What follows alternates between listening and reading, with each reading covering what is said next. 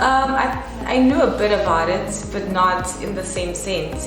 Because I know in my previous school I used another platform similar to it, but it just involved two phones and showing an image, projecting it out. So I knew slightly about it. I knew about it through, I think, Pokemon Go. I had it when it came out, and I use Snapchat all the time. So yeah, but not in an educational sense. I've seen it in movies, I've seen it in Netflix where they actually get to use it out, but I didn't think we could use it like this in a teaching space. So, no. The closest I've come to VR, I must say, is the Matrix movie.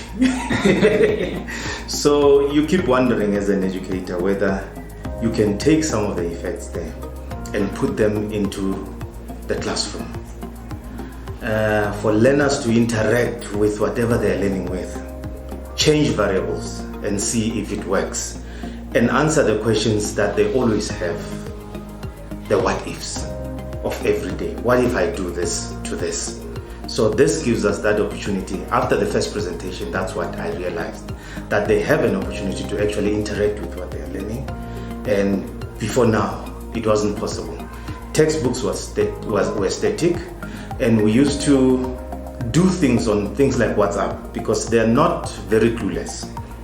They are very good at technology, but whatever we had was very, very static. So if you required to change some of the variables, you couldn't. They had to take whatever you bring to them as gospel. So now they can interact with it. I hope that whatever I've seen there blew my mind really on Saturday. Yeah, I think it's a great idea that we can incorporate in our schools. As I've been through the training, I've realized it's actually a great tool that can help our future learners, also us as teachers. It will give us less paperwork and less work because now learners will be more involved in what they learn. They will be forced to be responsive in terms of their learning and stuff. Yeah, I think it's really a great idea that we need to incorporate in our schools. I knew a bit about it, but not in the same sense. Because I know in my previous school I used another platform. It's going to deepen learning, and I've made a commitment to myself because I've tried changing things before. I've tried doing videos to try and deepen the understanding of learners to see how variables change. I teach mathematics, I teach accounting, I teach economics, and it is with economics where I had struggled a lot to change things so that they can see if an economy changes, decision change. Then also with mathematics, when I'm trying to do calculus and say, if you change this line, these are the variables that will change in the equation. I couldn't do that because I had a static environment. So I'm looking forward to interacting with it, to developing in it, and to spending a lot of time on it to try and really bring that textbook to life for my learners. And you know, the power of teaching is in the explanation. If you get a beautiful explanation, that's when a learner just gets it, you know. And once they get it by themselves, we hope that it will stay there for a very long time.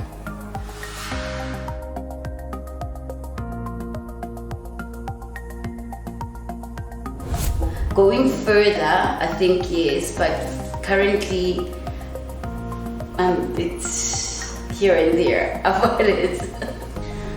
Okay, I think about it in this regard as well, right? It doesn't necessarily have to just be shapes and objects, right? We can also teach hard to understand concepts like times tables. What grade are you? Times tables? Yeah. Are you serious? Grade 5 and 6? Grade 5 and 6. Yes. So that's like essentially what yes. you'll be teaching in these types of things. Yes. Right? So we already discovered that virtual reality can actually be used in multiple different platforms, right? And we said that the whole concept of it being something that is viewed, obviously put something in your memory aspect of your brain. So if you're thinking of times tables, right? If you look at it, instead of teaching 4 times 4 is equals to blah blah blah, it would be easier to actually show them what 4 times 4 is, and it would be a lot more easier to understand that way than So almost like I'll have 4 apples, and then now they're popping at 16 apples. Yeah. Then that's our times. Okay, great. So like you can even do like little tests and stuff in terms of like you give them QR codes and you say, okay, find the right QR code that matches up with 16 times 5. Okay. See, now this is what I'm saying. Going forward, I would probably be given even more interesting concepts that we could cover in mathematics. Because I think the one thing that virtual reality does do, and especially for kids, is give them that level of excitement. Yes. So the more we bring creativity into the classroom, the more they're going to learn. Of course. Yes, I can, definitely, most definitely. I think that, as I said before, that it's a great tool for education, especially now that we're heading to the technology future. So we must all be equipped in terms of technology, whether we like it or not. I think our older methods of learning now are phasing out. So we must be equipped in terms of things like VR. So I think it's a great thing that we need to incorporate. I will definitely use it in my class. Yes, yeah, I can. If only I can just make my environment as dark as the training room. I think I can. I think it's quite doable. Lucky for me, well, I come from a well-resourced school, so it allows me to be able to do that. But I think even other schools probably would be able to still use it. I think with the training, then you're able to know what to do, when to do it, basically. You have the guidelines.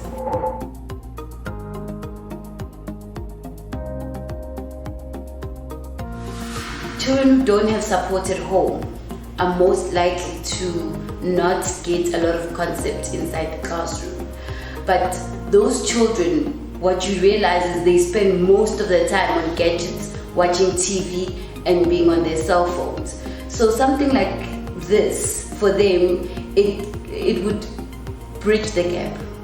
Unlike me being in front of them all the time, because they're so used to seeing something that pops up at them. Unlike a teacher standing there, it won't necessarily, have that same effect as when they're watching cartoons and that.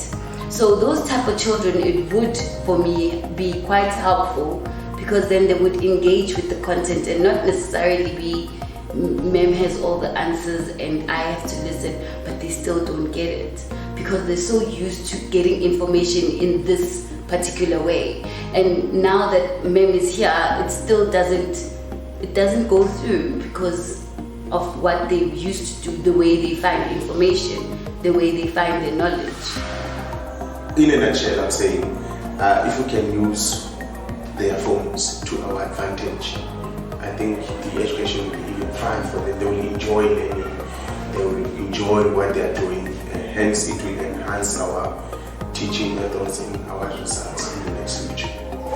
I think it's most likely to make them understand the concepts better, because now it's not just me telling them the concepts, but them actually now getting to do so and see how things really look, instead of telling them that that's a heart, that's where the arteries are placed and so forth. Them actually getting to even find a way to sort of touch what we're talking about. I think that's amazing.